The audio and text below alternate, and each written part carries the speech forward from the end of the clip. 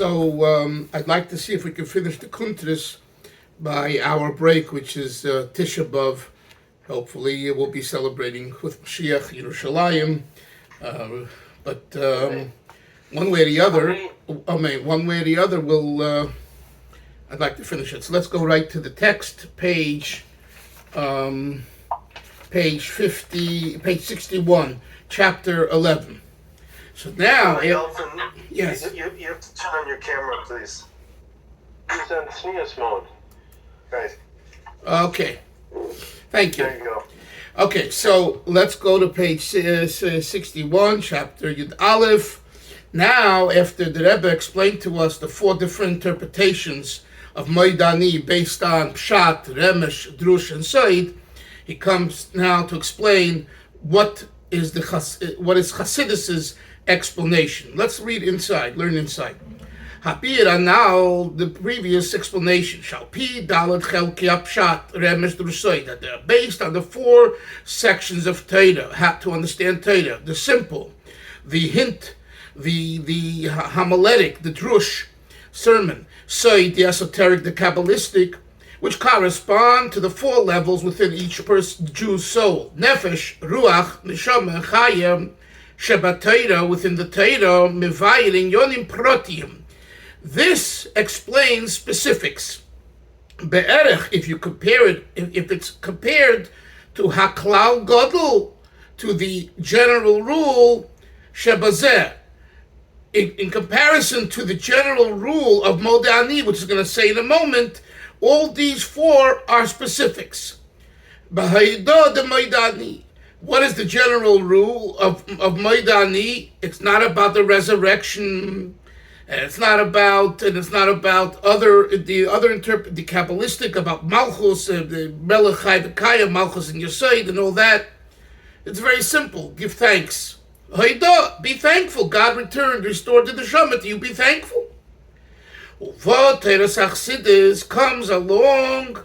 Chasidus, which we already established earlier in this essay, is called Yechida Shabbatayra. Yechida chapter Yud Aleph, first paragraph of the new chapter, page 61, which is called Yechida Shabbatayra. Yechidus is the oneness of Torah. Umavayeres bir kloli.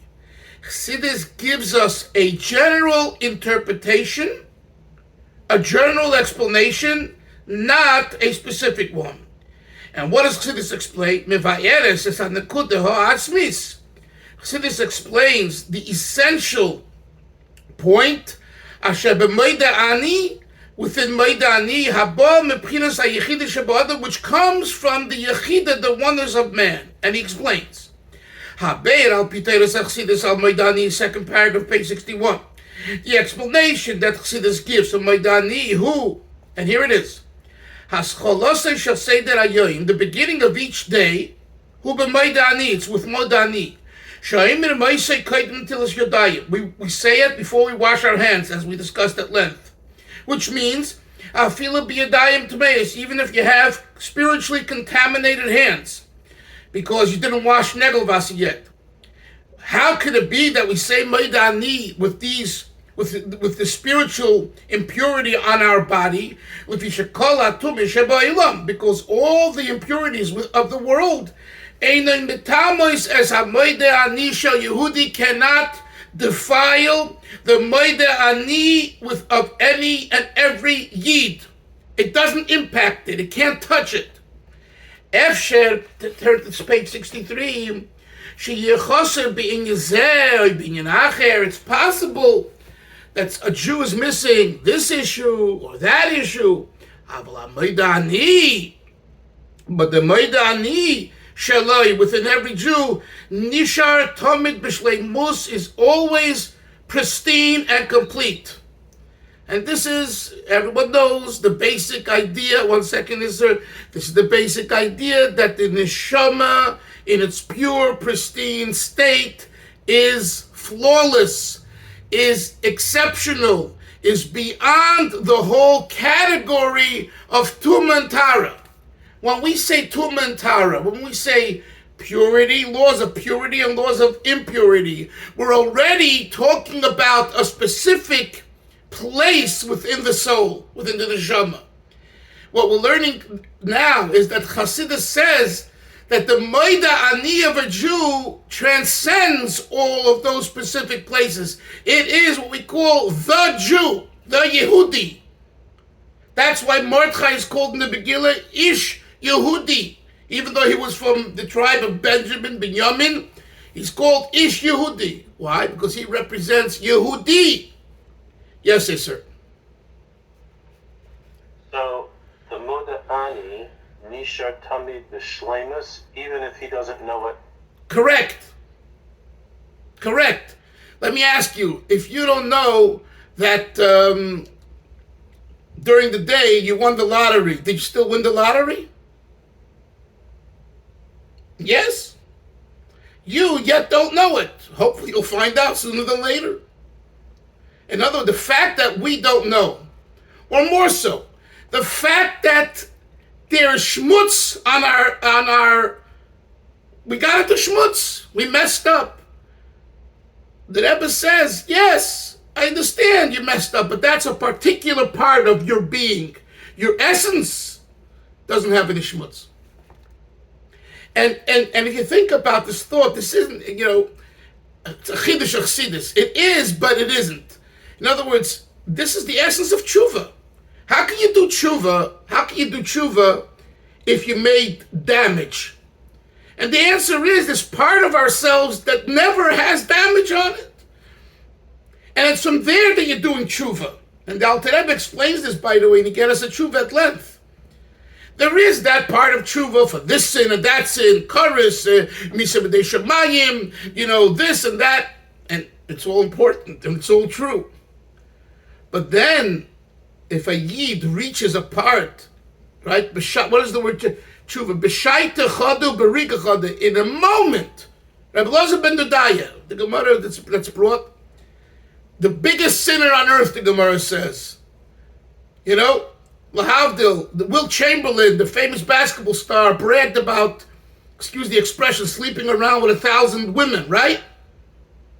Rabbi Elazar ben Dodaya was the biggest sinner. So he probably did even worse than Wilt Chamberlain, Lahavdil, right? And nevertheless, what does the Gemara say? That b'shaita chadu, b'riga chada, in one moment, God, he cried, he said, oi! And in that oi was his tshuva, and he died with tshuva. And what does Rebbe say? Yesh koinish oilame b'sho achas. There's someone who can acquire the world to come in one moment. That doesn't mean in 1 hour. B'sho means in one turn, in one notion, in one movement, in one oi. People have to work all life to get into Olam Haba. And Elazar ben Dodaya, this grub yung, this boor that lived his life like such a boor, says the Gemara. This isn't Chasidus, this isn't Kabbalah, this isn't Musar, it's Gemara. The Gemara says that he was koinish oilame b'sho achas, because in that one shah he expressed, I see that I made a bad mistake and I'm with you, God, and no more. Where does that come from? But it just is made up? What happened? A person is living a lifestyle that is terrible, spiritually bereft of God, and worse. And all of a sudden, he gives a geshrei, he gives a scream, oi! I realized my mistake, and then he gets Olam Haba. First of all, it's not fair. Here we are, every day we learn, we daven, we do mitzvahs, we raise our children, we pay tuition, and everything else, and, we make a cheshbon. And here's someone who lives like a boor, and a heathen, a bohemian, and all that, and he merits to, and what's the answer? Because, because he made an immediate about face to his very core. And when you touch your core, that's tshuva. Yes, Yaini. Okay, so your last kasha So I have a kasha on your last kasha. No problem. I remember learning this very long ago, but there was a Gemara about a big tzaddik whose whole life was a big tzaddik, and the day that he died, he became no tzaddik. He became a Rasha. So, how does this fall in? I mean, if this guy can do all sins, and then the last day of his life, all of a sudden do tshuva, this guy, his whole life was a huge tzaddik, and he impacted many people, did a lot of good things. And then he lost it all at the, in the ninth inning, the bottom of the ninth. And and good that you mentioned that. And I believe you're referring to. Rabbi, can I have every moment matters. Every single moment. Yes, the Gemara you're referring to is Rabbi Yochanan Kohen Gadol. The Gemara says that he went into the Kodesh HaKadoshim. He was a Kohen Gadol. Right there, right 20 minutes from you in Yerushalayim, the Kodesh HaKadoshim. He went in for years. And the Mishnah in Yuma talks about how they tied a string around the Kohen Gadol because they were fearful he wouldn't come out. Because if you had one machshav chutz, one outside thought while bringing the ketores and doing the ceremony in the Kodesh HaKadoshim, you died on the spot. No monkey business. He dropped dead. That's what the Mishnah says. So they were fearful. And then what would be the problem? A regular person is not allowed to go into the Kodesh HaKadoshim, including a Kohen Stam. So how do you get him out? He's dead on the floor in the Kodesh HaKadoshim. So the answer is that's why they tied a string around him and they would pull him out. The Gemara says Yochanan Kohen Gadol was such a tzaddik that he went in for many years and he came out. Then the Gemara says, I don't know if it's right there or elsewhere in the Gemara, that at the end of his life, like the last, he became a stuki. He bought into the philosophy of the Sadducees, the tzduki, which is they don't accept Torah Shebal Peh, the oral law, and that's heresy. So what do we see? We see that this is what you're referring to, I believe, Yaini. So what's the answer? So the question that Yaini is asking is, he's here as a tzaddik all these years. He went into the Kodesh HaKadoshim. He's so holy.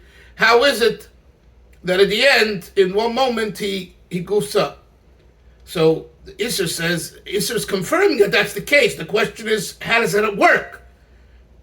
So the Pashtus, you say, well, the person should never trust himself. And that's the basic answer. Even someone who's so holy and so righteous should not trust himself. And this is very important, and frankly has been repeated. They're repeated to us in the last 5-10 years in our community with people who were so-called righteous and did many things, and then you see that either they were a scam or they fell into bad situations and they lost it. So you can't trust, a person should never trust himself, and that's a basic tenet in Yiddishkeit. A person who says, I can trust myself is wrong and a balgaiva. But what is the spiritual idea and psychological idea of Yochanan Kohen Gadol is the following. The fact that on the last day he can become an apikoidis shows that his entire avodah till then was not 100% pure. It's not that in other words, there was something missing in a very refined way. 1 second. If a person lives with this that we're talking about now, neshama, this level of neshama is beyond impurity because it's God. Are you going to say, it's like saying, God, you can screw up. No, God can't screw up. If anyone believes God screws up, then that God I don't want. He's not God. It's not God. She's not God. Hashem, HaKadosh Baruch Hu, is all good, only good. The way we perceive it, the way it comes into the world, all kinds of explanations. But the etzem of Hashem is godliness, is elikus. Elikus is gewaldig, sweet, beautiful. It's I who have the problem. It's the situation on the ground that can't relate to this or that. So, when we say living with Yechida, it means living with God. You are a shtick of God. You are a God. And if you are a God, the whole idea of messing up and not messing up is not God. That's already a condition. That's already a manifestation. That's already a description. We're talking about beyond description. So, when someone lives a certain way and then they mess up, it shows that the entire time they weren't living with God. They were living with self, a refined self, a behavioral self. But it's impossible to be God and screw up. In other words, can you be God and then become not God? That's an oxymoron. That's a contradiction. If you're God, you're always God. And if you're not God, you're never God. So Chasidus teaches that the Hashem inserted in a Yid, a neshama that's God. And that's why the Alter Rebbe's word in chapter 2 in Tanya is so amazing and important. Chelek elekami mal mamosh. We have a piece of God in us. That means we are a shtick God. Now, if you live with that, then you're God. God in the form of a human being to serve God, to serve HaKadosh Baruch Hu. Yes, Moshe. Because I just want to go back for a second about you talking about he wasn't like 100% pure. Well, first of all, there is nobody who's 100% pure. So I don't understand that that take on it. Okay, well, we have to, I guess, answer that question that statement. There's no one that's 100% pure. That statement contradicts the idea that there's a tzaddik, especially according to the Alter Rebbe and Tanya. But even not according to the Alter Rebbe and Tanya, the way you ask any Jew that learned in a piece of Gemara, what's the basic belief that a tzaddik, when he becomes a tzaddik, either he's always been a tzaddik or becomes a tzaddik, the state of being is that the tzaddik doesn't mess up. Tzaddik nafal sheva pamim. Yeah, but we know that. Okay. Yeah. Okay. Yeah, I hear. What you quoted is what Moshe is egg bidding and beg bidding. I hear. It's hard on his chest. Is not coming, and it's not. I'm not saying this as a put down. It's a Western way of thinking. It's not a Yiddish way of thinking. I'm not even talking about the Chasidus way of thinking. The Yiddish way of thinking is the Gemara. Go back to the Gemara before Chasidus. The Gemara says, thinks Gemara in Shabbos. The Gemara says, call me, whoever thinks that David HaMelech did a sin is making a mistake. That is a Gemara. Comes along Moshe and Yisrael and says, wait a second. He goes and takes a woman, Bathsheba, puts her husband on the front so he should get killed so he can go and have and marry her. I mean, isn't that a real Russia? Good question, right? And you can look at the commentaries how they answer it. But how does that jive with the Gemara that Kol Mi She'omer, that Moshe, that David Chata sinned, is making a mistake? That's what the Gemara says. So in other words, what's the explanation? There is a level of David HaMelech, which is neshama. And over there's no hate. And that's what we're learning. This is all consistent. That level of tzaddik, and that level of David, and that level of every Jew is beyond hate. That's the word that we're learning here. That there's a part of a Yid, or better said, the real Yid, the Jew, the Yehudi, is beyond sin. Even David HaMelech, when he allowed himself into a second stage, that's where sin begins. And so you can understand the Gemara, you can understand with Bathsheba and everything else. So if so, you'll ask a question, so what's the difference between David HaMelech and us, a tzaddik and us? The answer is whether this idea, this reality permeates every aspect of our life, more aspects or less aspects. And that's what the Baal Tanya is teaching in Tanya, chapter 14, that every Jew is shaykh to be a tzaddik. And his tzaddik, his version of tzaddik, not the Gemara's version of tzaddik, meaning that every Jew is shaykh to perfection. By the way, if you have my book, To Be Hasidic, I wrote at length about this years ago, the concept about this idea, because this is what you brought up, Moshe, it's very important. I'm not making light of it, because it's a very fundamental issue. And I wrote a whole chapter on this idea of perfection. What is the idea of perfection within the Jewish experience?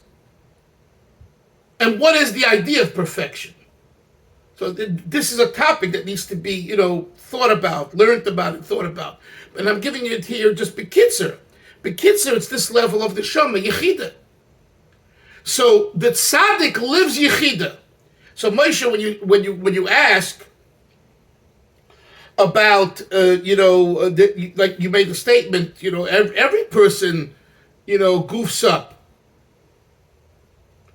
The answer, every person goofs up when he or she is not living Yechida. And that's the vart here, that when you get up in the morning and you say Modeh Ani is demonstrative of Yechida. So when you begin your day, you're living with truth.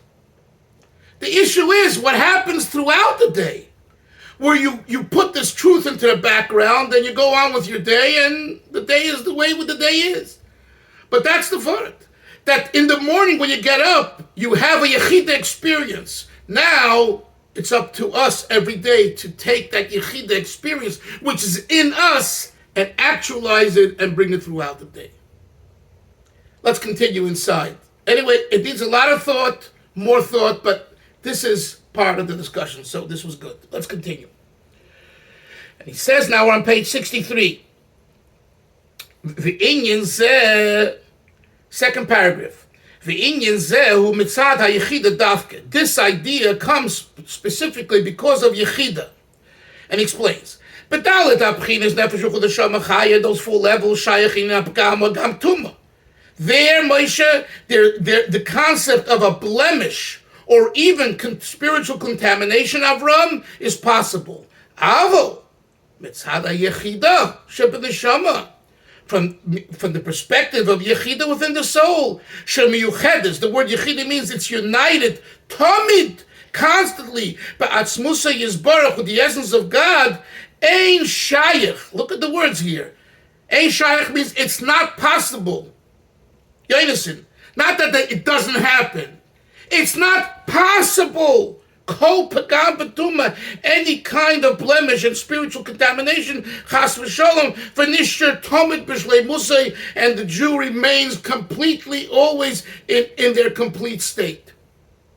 V'zeu tama pnimin, this is the inner reason,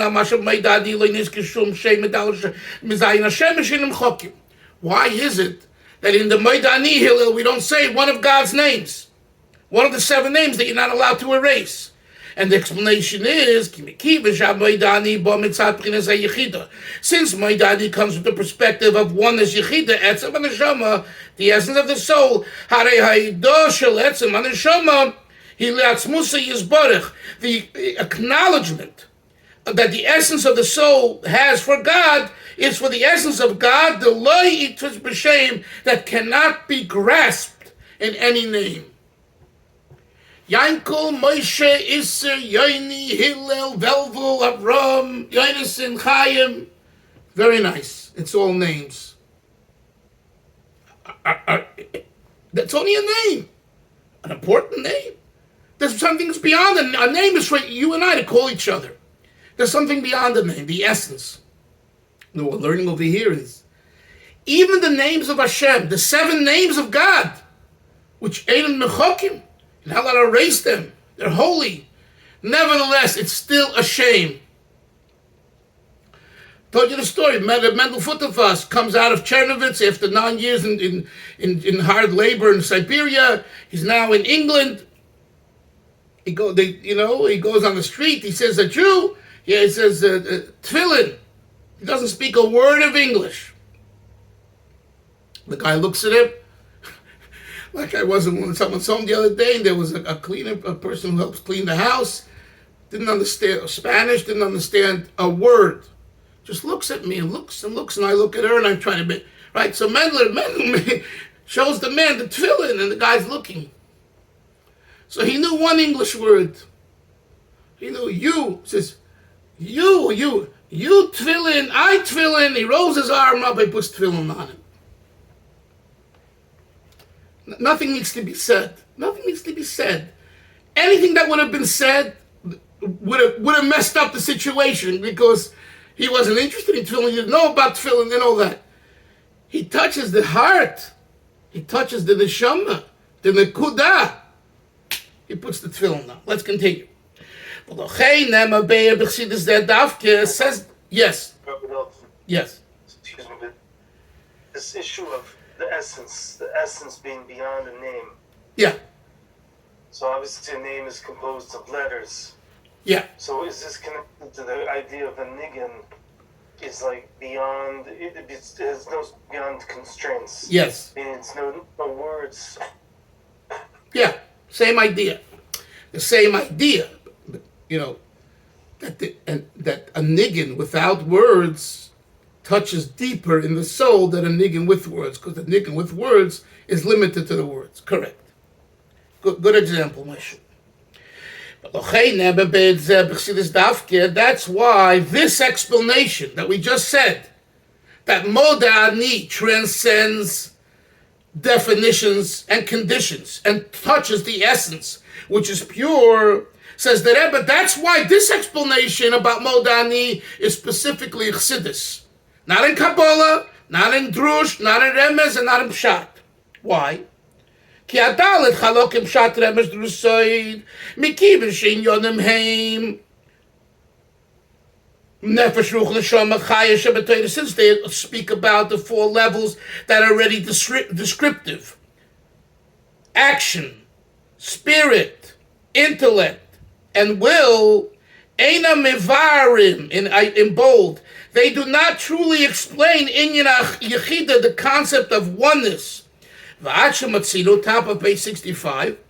Yisayim is, we find even more so, Bezoar, the Zohar, Afshu Chelek HaSoid Shebetoira. What more can you have than the Soid, the Kabbalistic, the esoteric? Nevertheless, Asher Moino Mefaret as a Madrega Shebedeshama, the Zohar enumerates the levels of the soul, and it is Nefesh, Ruach, Neshama, and it says, Uneshama li Neshama. That's the way the Zohar says it. Look what the Rebbe says. Ubchinas ha-Yechida ein nimnis. The Zohar does not mention as one of the 4 levels of the soul Yechida, but rather the 4th one is called Neshama to Neshama. Why? Ki nichleles hi behadeshama li Neshama b'chinas chaya. Because the Zohar is limited to what it is, and it's only Kabbalah, it's only mysticism. So mysticism only talks about a soul-to-soul experience. In other words, like this: there is nefesh, there's ruach, there's neshama, and what is Kabbalah? The 4th level, sold neshama to neshama, which we call in Chasidus chaya. Ratzon, will, whatever. But the point being, why doesn't the Zohar use the word Yechida? The answer is not just a matter of names and words. It's because the Zohar can't use Yechida because the Zohar is not Yechida. You go tell this to someone who's learning the Zohar, he'll smack you in the face. Yes, Hillel. So where do we get the term Yechida from? It says in the note here it's not explained and elaborated in Eitz Chaim, but is it introduced there? I mean, where do we get that term from? It's introduced in a pasuk that's called Yechida liyachtach. I don't have right now the reference. I have to look it up here or find it here. You guys can find it, but there is a reference to it. But what we're learning right now is that Chasidus kind of was the first to introduce it as with a name. With a name, you have to, we're saying that Yechida is beyond name, but in order to talk about something beyond name, I have to have what to talk about. So we call that thing that's beyond name Yechida, oneness, Yochid. Like Reb Shama used to say, the only one. The only one, exactly. The only one. Yochid. Great affection, What? Yeah, of course. With great affection. With great, okay, fine, but again, the affection is already a twist. I'm saying the only one is pure. You could say it with great affection. You could say it with whatever cold. The nekuda of oneness is pure. Everything else is an adjunct. So sometimes it's with great affection, sometimes it's with tears. In other words, the fifth tefillah, Yom Kippur, right, is Yechida. We all know, when the gates are closing, we're all standing there, sitting, Chasidus, we're very moved. Right? I mean, it's not a joke. If you believe in Hashem, and you believe in Torah, you believe in Tefillah, you believe in the system, then you know that this is countdown. The gate's being closed. Either you're getting in or you're getting, God forbid not. It's not a joke. It's not a joke. It's very serious. So what's the expression of Yechida then? For many people, it's tears. It's a serious time. You come out with a schwitz. That's why, I don't know, but to me, I think, the Kol Nidre, the most intense time is Yechida, is Ne'ilah. That's really where the tefillah should be Gewalt, as Reb Shlomo would say, right? Gewalt. But really Gewalt, in comparison to Kol Nidre, in comparison to Musaf, in comparison to the Sanat Toikif. And unfortunately, sometimes we're so tired and we're so, can barely move, that the Ne'ilah is like Shvach. So that's why I think someone here told me, one of you guys said that Rabbi Twersky Shalom davened Ne'ilah like 1 or 2 years before he passed on at the shul next door. Why did he push himself to daven? Because he understood, because he came from a background that he knew that Ne'ilah is where it's at. The closing prayer. So when you say Hillel with great affection, that's one description and expression of how you of taking the Yechida, but Yechida is pure. So for someone to say, if you don't have great affection, you don't have Yechida, that's nonsense. For someone to say, if you don't cry during Yechida, it's nonsense. You don't have Yechida. It's not true. Yechida doesn't have any form, any colors. It is what it is. And you can't legislate and say, it has to be this way. You have to cry. That's why Chabad, kind of laughs at Khan. We put up a sign in front of in Amid, Shavisi Hashem Negdi Summit. In Chabad, it's a little funny, you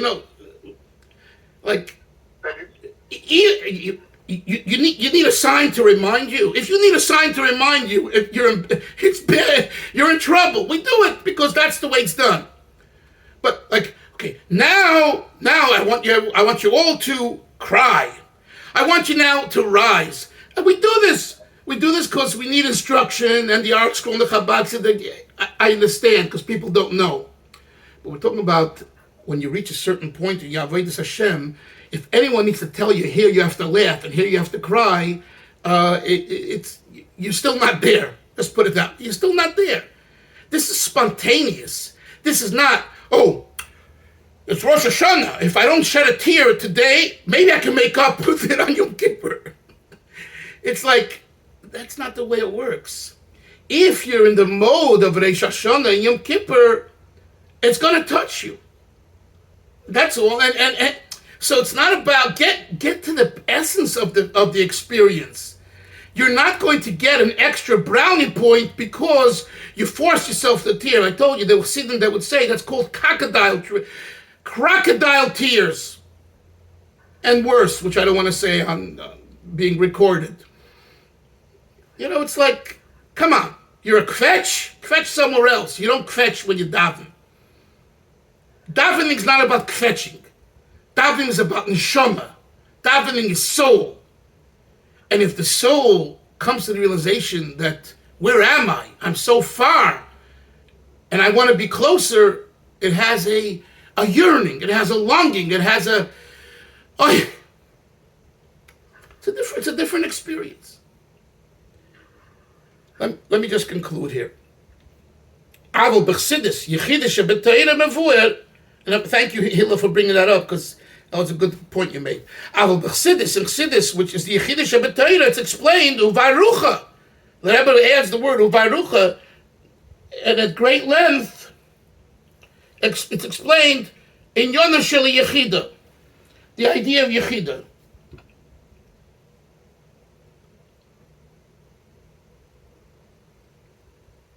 Yeah. And since Yechida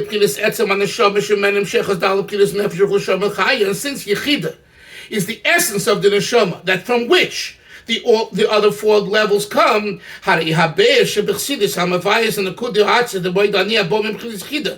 the idea of in Chassidus, which explains the quintessential point of Modeh Ani being the Yechida within every person, that's Mechaya Umavir. It enlivens and illuminates Games Dalet HaBiyurim Hanal, all the other four explanations that we mentioned earlier in chapters 10, etc. Shepshat, Rebesh, Drus, Soich, HaTeira, HaMavayim, HaPardas, the Modeh Ani, Kilahalan, as we will see later on, how Chasidus illuminates each of the four levels. So what we learned today is not yet how Chasidus illuminates the other four. We didn't learn that yet. That's what we're going to start tomorrow.